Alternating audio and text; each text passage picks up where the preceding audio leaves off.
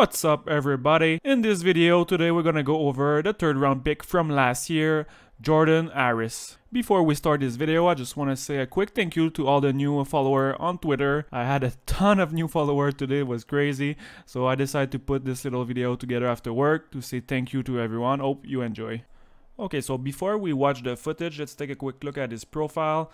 First thing I noticed is very young, so he only turned 19 a week ago. So he played all of this season as an 18 years old with Northeastern University. This is a pretty good program. It's the same team that Caden Primo is playing. So if we go down a little bit, in his draft year, he was an high school player. So we all know that Trevor Timmons absolutely love those high school players. He seems to pick one each draft. And he had a pretty good season this year with 13 points. So we got to keep in mind that there's a huge step between NCAA and high school. In NCAA, there's players that are 24, 20, even 25 years old. So physically, it's a lot tougher league to play in. And I think he did pretty well. And one last thing to keep in mind, he was playing with a team with one of the best offensive defensemen in the league, Jeremy Davis.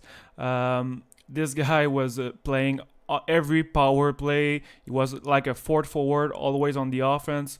So Harris was playing with him and he had to take a step back most of the time, playing more defensively and letting Davis do his thing offensively. And on the power play, I saw a game, it was insane. They had 9-minute power play and Harris didn't play a single minute straight. So just to tell you, he wasn't used at all on the power play. He was more of a defensive guy and PK guy. So we can expect him to have a much bigger role next year since Davies is not going to be playing anymore. So we should see Harris get more power play time. Okay, enough talking, enough stats. Let's watch some clips. So you'll be looking at number 2. And the first part of his game that I want to talk about is his ability to exit the zone. So this is an aspect of his game where he is way above average, and one of the reasons why I think he's so good at it, it's his skating. So when you're such a great skater like he is, it gives you a little bit more time to do your plays, and when he's in trouble, sometimes he's just gonna use his legs to get away.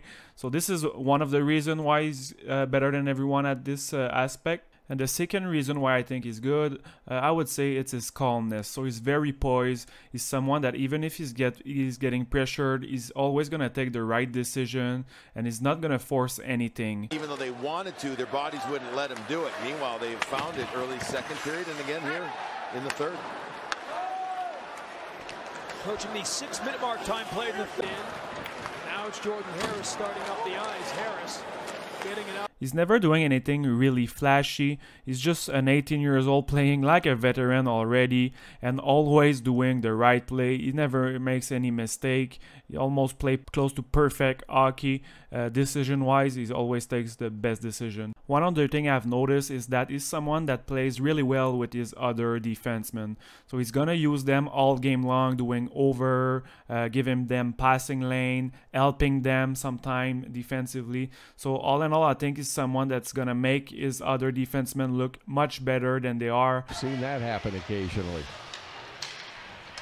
Huskies can try it again here. Harris racing across the blue line. We've had some chances tonight. They've been frustrated. The shots on goal are even right now at 15. And the Huskies going to go backwards to Harris. And now Lararia. When I said before that he was calm with the puck, this is a great example here.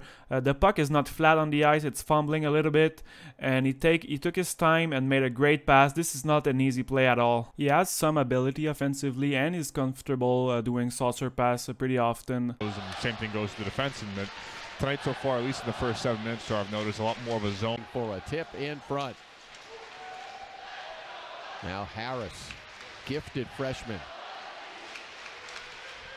Harris for Northeastern. We can clearly see in the past few years the Canadians are making a big shift. So instead of taking big, tall, slow defensemen like Komisarek, Tenardi, a guy like Osner, Douglas Murray, so big defensemen without too many offensive upside. Now they're taking smaller defensemen, but they all can skate. So if you think about Mete, Harris, Norlinder, Struble, Brook, those can all skate and they all have offensive ability. So I think the days with big and tall defensemen are over, and I'm really happy. It was time that we turned the page. Because he's been stellar tonight. Harris trying to work hard up the wing. So this might not be the most impressive video since it's mostly defensive stuff. It's not packed with highlight real offensive play. But then again, he's not really at this point of his career. He's a work in progress for the offensive part. Like I said before, he was not put in a position to succeed really offensively. For me personally, when I was playing, I had my best season when the coach was basically putting me on the ice every power play we had. So it's a lot easier to have good confidence when you get easier point on the power play like this, and Harris never got that opportunity. And also, like I said before, since when you're playing with a very offensive partner, you have to take the back seat almost always. So for now, he's shown some pretty good flashes, decent ends, but it never really fully materialized in good scoring chances. Harris. Andreev keeping them company as they look to gain the zone, and Northeastern does. Good call. Here's Hawkins. Hawkins sends it down low. Clevy sends it right in front. For the second half of the video, we're going to take a look at the second thing I like the most about his game. So first, we had the zone exit, his ability to exit the zone. And the second thing I like the most is overall ability to play defense. So every time he take good decision defensively, there's a lot of stuff that he do well. Little detail that adds up. Earlier when I was saying that he's going to make his other defensemen look better, this is just another good example here. So his defenseman's going to get burned here, and there's no real threat on his side. So on his left side, there's a guy, but he's covered by the forward. So he's going to take a quick decision here and go help his defenseman and shutting down the play. Once again, here he's at the bottom of the screen, and it's a 3-on-1, so it's not very dangerous play, but he's gonna notice that and he's gonna go help his defenseman, and instead of taking the passive route, he's gonna go aggressively and kill the play immediately. And one more time, he's gonna help his partner again. And usually coaches are gonna say never go to defenseman below the goal line, but in this case, that was the absolute best decision he took, since there were other forward to protect the neutral zone. Overall, to be good defensively, it's mostly read and react. You need to take good decisions, smart decision, be well positioned, and for him, I think this is what he's best at. He's gonna be an absolute monster defensively. There's a reason why he was not playing on the power play. It's because he was so good defensively. He was on the PK, and he was one of the most responsible defensemen. I project him in the NHL as someone like Ryan McDonough, so someone that can play a lot of minutes, that's gonna be safe defensively, with a little bit of offense, but not an offensive juggernaut. But yeah, this is my comparison for Jordan Harris. He's just very good with the little details. So here, first play, he's gonna take the hit like a man and finish the play. And one more little details. It might not be super impressive, but I mean, I just love just a little obstruction here to give enough time to his teammate. And this scream at me that this guy's gonna be good defensively. It's obvious. And I think with his skating and his defensive ability, for sure he will play in the NHL one day.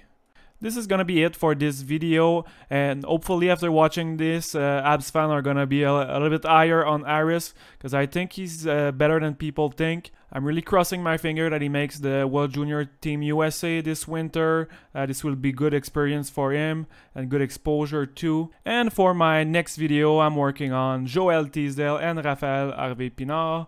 So make sure to subscribe and ring the little bell if you don't want to miss those two scouting report. Anyway, I'm out. Peace.